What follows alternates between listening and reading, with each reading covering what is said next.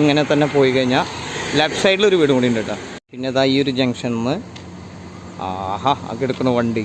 ഇനി പിന്നെ നമുക്ക് പറയേണ്ട ആവശ്യമില്ലല്ലോ, നമ്മളിതാ പ്രതീക്ഷിച്ച വണ്ടി അല്ലെങ്കിൽ നമ്മൾ കാണാറുള്ള വണ്ടി നമുക്ക് കാണാണ്. ഓക്കെ, ഇതൊരു വീടും കൂടിയാണ് കേട്ടോ.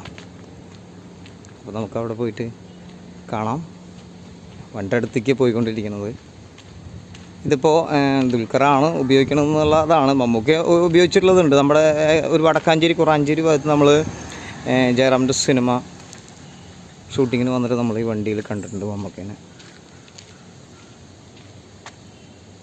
ഒരു ഭാഗ്യം.